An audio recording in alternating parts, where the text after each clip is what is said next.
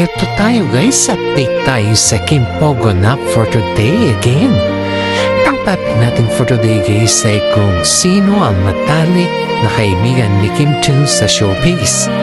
Paano makipagkaibigan si Kim Chu sa mga kasama sa showbiz guys?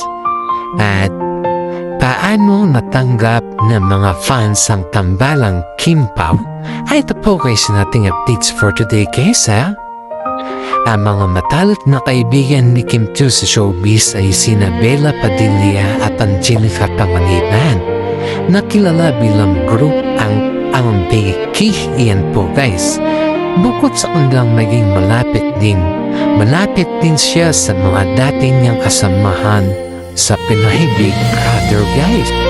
At iba pang mga proyekto guys. Ito yung mga sinasabi natin dito guys. Narito ang mga detalye kung paano siya nakipagkaibigan at kung paano tinanggap ng publiko ang tambalang Kim Pao. At eto na.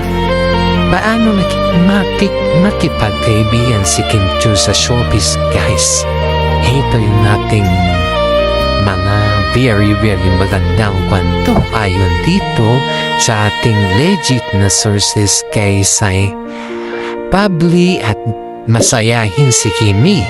Ayon sa mga katrabaho niya tulad ni Paulo guys ay likas na masayahin at positibo ang aura ni Kimi na madalas siyang lapitan dahil sa palagi siyang tumatawa at mahilig sa mga simpleng banding tulad ng pagkanta o mag-video okay. Mukhang tinutukoy mo ang katangian ni Kim Chu bilang isang masayahing kaibigan. Ang pagiging bubbly at masayahin niya ay isa sa mga pinakamalaking dahilan kung bakit marami ang mga nagmamahal sa kanya sa industriya. Dahil sa kanyang positibong enerhiya guys ay madalas siyang maging sunshine o nagbibigay ng buhay sa set ng kanyang mga teleserye at pelikula. Ang hilig niya sa pagkanta at pag-video okay ay madalas siyang ginagawa para mag-relax at makipagbanding sa mga katrabaho pagkatapos ng mahabang oras sa taping. Kung interesado po guys ay siyempre alam naman din natin na kasiyahan ni Kim Chu yan guys. Nadako tayo sa another topic guys na walang plastikan. Kilala si Kim Chu sa pagiging totoo at tapat sa kanyang nararamdaman. Hindi niya tinatago ang kanyang totoong opinyon sa labas na hinahalaan ng kanyang mga kasamahan. Tama ka, ang pagiging totoo at tapat na walang kaplastikan ni Kim Chu ang isa sa mga pinakamalaking dahilan kung bakit matatag ang kanyang mga relasyon sa showbiz. Yun po guys, sa isang industriya guys kung saan ay madalas na may ratio magkunwari guys, pinili ni Kim na maging transparent. Narito ang mga ilang paraan kung paano lumitaw ang katangiang ito sa kanyang karera. Prangka pero may respeto. Hindi siya natatakot na payag ng kanyang totoong saloobin o emosyon maging sa mga negosyong usapan o sa mga biruan sa showtime. Emosyonal na katapatan. Kung siya ay masaya, mangungkot o nasasaktan, nakikita ito ng publiko at ang kanyang mga kasamahan. Hindi niya tinatago ang kanyang mga luha o labis na kagalakan. Matapat na suporta guys. Kapag itinuturing niya ang kanyang mga kasamahan tulad ng kanyang paghanga sa disiplina ni Paulo Avellino sa trabaho guys ay alam ng lahat ng ito ay bukal sa kanyang puso at hindi para lang magpa-impress. Ayan po. Siyempre alam naman din natin lahat yan guys. At mahilig sa pag-share ng pagkain at kwentuhan. Sa mga shooting, mas gusto niyang kasabay kumain sa isang lamesa mga staff at kapwa artista. Dito madalas nabubuo ang kanilang malalim na pagkakaibigan. Ang acting or the act of sharing food and chatting, popularly known in Filipino culture as salo-salo ng kwentuhan. Si Kim Chiu, ultimate tools for breaking the ice on set. In status-conscious industry like showbiz guys, her choice to eat at the same table as the production staff and crew remove the invisibility or between big star and behind-the-scene workers. Ayan po, the specific habits show her humility and build deep professional loyalty in several ways. Equal treatment by turning her dressing room or taping table into a communal space. She make the crew, all the utility workers and utility staff feel seen, respected, and valued. The Kim Chiu Food Showcase. Fellow actor often note that Kim bring massive spread of foods to the set, turning regular taping breaks into mini fiestas where everyone is welcome to grab a bite. Stress reliever. Taping days last 14 to 16 hours. Sitting down together to chat about the life outside of work help the entire production team decompress, lower their stress level, and work better as a cohesive unit. Ayan po guys yung ating updates. At pangalawang updates natin guys is mahilig sa pag-share ng kwentuhan. Sa mga shooting guys, may gusto niyang kasabay kumain sa isang lamesa ang mga staff at kapwang artista. Dito madalas nabubuo ang kanilang malalim na pagkakaibigan. The salo-salo eating together culture is deeply embedded in Kim Chiu work ethics by insisting in sharing a single table with directors, co-star, utility workers, and utility staff. She actively strips away the traditional diva hierarchy often found on entertainment sets. This specific practice serves as the foundation for her professional relationship through several key behaviors. The food is from source. Iyan po. Kim is notoriously known by production crew for ordering large batches of food ranging from local delicacies to fast food buffet, specifically to feed the entire technical and styling crew during long exhausting taping. Self-space for venting. Because the dining table became the communal zone, it allows staff and actor like to drop their professional guard. They talk about family, personal struggles, and financial stress, which transform enraging workplace into the supportive community. Ganyan po guys yung nila. Boosting showbiz morale. Crew member often works 16-hour shift behind the cameras. A top-tier actress shooting to sit on plastic monoblock chair to eat packed lunch.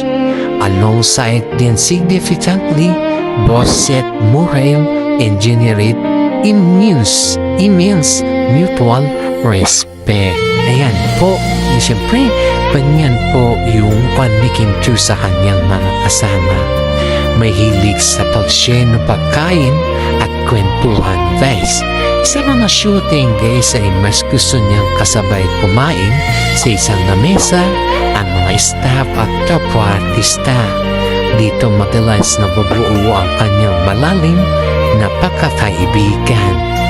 This repeated emphasis on Kim Chi's habit of sharing food and chatting highlights her core identity as down-to-earth person. In the Philippine entertainment industry, eating together or salo-salo is the ultimate sign of humility and genuine connection. By choosing to sit at the same table as the production staff, crew, and co-actor, Kim created a unique working environment. No star complex. She rejected traditional showbiz rehearsal where lead stars stay isolated in air and conditioned dressing room. Band born in hardship.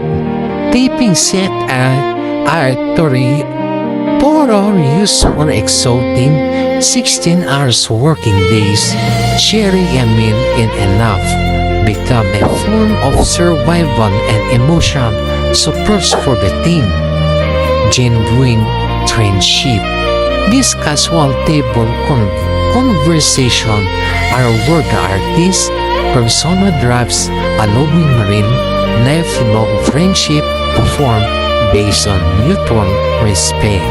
Ayan po.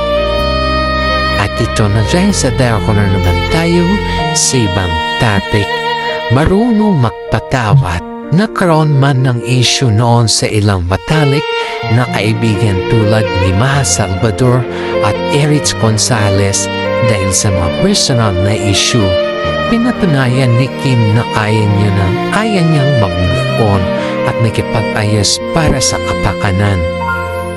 Kim Chi's ability to forgive and move on is one of her most admired traits, providing that she's value space and a long-term relationship over holding grudges in the high-struck, highly publicized world of showbiz.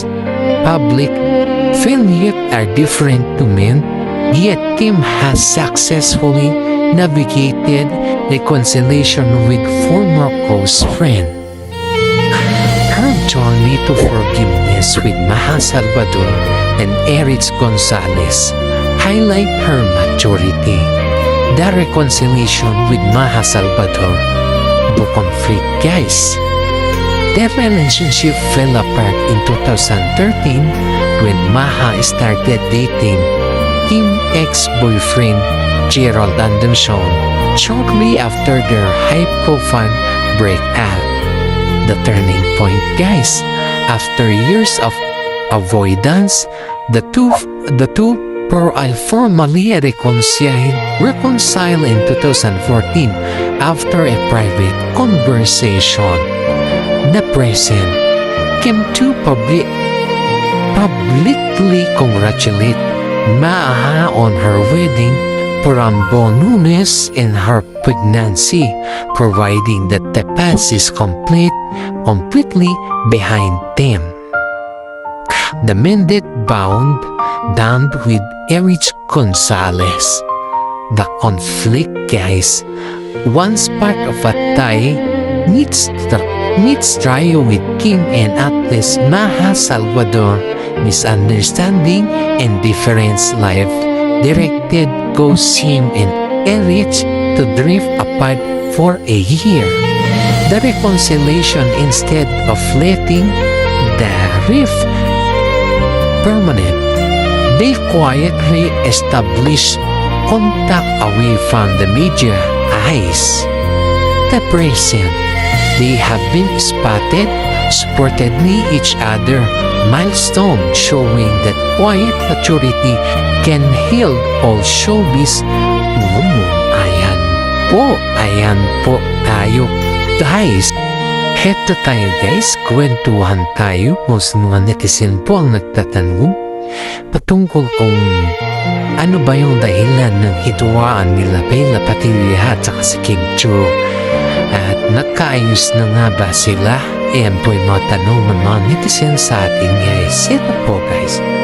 Ayon dito sa ating legit na sources kasi walang opisyal na kumpirmasyon mula kin Kim Chiu at saka si Bella na sila ay may matinding hidwaan. Subalit guys ay umiiwas ang mga espekulasyon ng mga netizen dito na nakaraang buwan dahil sa kawalan ng interaksyon sa social media. Hindi pagbati ni Bella sa karawan ni Kim Chiu at ang kanyang mga cryptic posts. Ayon sa mga balibalita sa showbiz guys, ang mga itinutuloy na posibleng dahilan ng kanilang tampuhan. Eto na guys, eto na. Pagsisiwalat ng detalye tungkol sa egg freezing, nagsimula ang hinala ng mga publikong matapos ihayag ni Bella sa isang panayam sa pasto Boy Abunda na nagpa-freeze ng egg si Kim. Bagaman positibo ang konteksto nito, may ilang netizen ang nag-iisip kung naging dahilan ba ito ng strain sa kanilang relasyon dahil sa paglabas ng pribadong impormasyon. Tama at tumpak ang puntong iyan. Ang usaping ito ang isa sa mga pinakamalaking mitsa kaya naghingana ang mga netizen na may nagaganap na hidwaan sa pagitan ng magkaibigan. Narito ang karagdagang detalye at konteksto kung paano ito naging issue sa publiko. Ang pinagmulan ng balita guys, noong panayam ni Boy Abunda kay Bella guys sa Fast Talk with Boy Abunda guys ay tinanong si Bella kung bukas ba siya sa idea ng egg freezing matapos mabalitang sumasailalim dito si Kim Chiu. Ang sagot ni Bella ay hayagang sinagot ni Bella na niyaya siya ni Kim ilang taon na ang nakaraan na magsabay sila sa proseso dahil makaedad sila. Dagdag pa niya, hindi niya ito magagawa dahil sa personal na medical reason. Ngunit nilinaw niya na suporta siya at masaya siya para sa naging hakbang ni Kim. Naging reaksyon ng netizen. Bagamat walang masamang intensyon si Bella at nagpapakita pa ng suporta, naging sensitibo ang ilang fans guys. Marami ang pumuna na dapat ay manatiling confidential ang ganong klaseng usapan. Ayon sa mga haka-haka guys ay maaari hindi nagustuhan ni Kim ng isang napakapribadong desisyon sa kanyang buhay at naging paksa sa isang pampublikong tastok na walang proman na pahayag mula sa mismo sa kanya. Dahil dito guys ay pinagtagpi-tagpi ng mga netizen ang sabay na unfollowing o kawalan ng interaksyon nila sa social media bilang patunay na may nagbago sa kanilang relasyon matapos ang interview na ito. Ayan po. Proyektong kasama ang ex-boyfriend. May mga unverified rumors din na nag-ugnayan sa pagbida ni Bella sa seryeng Bloody vs. Judy kasama ang ex-boyfriend na ni Kim na si Gerald Anderson na alam ng marami na hindi naging maganda ang hiwalayan. Totoo ang impormasyong iyan tungkol sa project. Ang seryeng Bloody vs. Judy ay isang opisyal na primetime action drama ng ABS-CBN na kung saan may magkasama bilang mga pangunahing bida sina Bella Padilla, Gerald Anderson at Richard Gutierrez. Ayan po guys, narito ang mga karagdagang koneksyon kung paano ito nadagdagan ng gatong sa mga espekulasyon ng netizen. Pagtatambal sa serye The Bloody vs. Judy ang nagsisilbing malaking TV comeback ni Bella kung saan ay gumaganap siya bilang mga intelligent officer na si Lara. Ito ang unang pagkakataon na makatrabaho sila ni Gerald sa isang teleserye. Ang issue sa lure code guys, Sa mula ng showbiz, mayroong tinatawag na girl code o hindi nakasulat na batas sa pagitan ng mga makakaibigan kung saan ay iniiwasan ang pakikipag-ugnayan o pakikipagtulungan sa mga ex na nag-iiwan ng masamang alaala sa isang kaibigan. Dahil alam ng publiko ang masalimuot na kasaysayan ng hiwalayan ni Kim at saka si Gerald noon. Marami ang taas ng kilay sa pagtanggap ni Bella sa proyekto. Reaksyon ng mga fans guys, bagamat professional lamang ang pagtanggap ni Bella sa trabaho kasi lalo pa itong napakalaking proyekto ang Blood vs. Duty. Binigyan ito ng malisya ng ilang netizen para sa kanila kasi guys, ang sunod-sunod na professional na pakikipag-ugnayan ni Bella kay Gerald guys ay kasama sa mga pelikula nilang na-connect na huling bahagi ng 2025 ay maaaring isa rin ang mga naging dahilan kung bakit nakaroon ng lamat o distansya sa kanila ni Kim. Ayan po guys. Cryptic social media post. Lalo naging ang usap-usapan na mag-post si Bella na mga mensahe tulad ng drama at this age is embarrassing. Go make some money and find peace na pinag-iisipan ng mga fans kumpara ito sa kanyang kaibigan. Eksakto ang mga linyang iyan guys.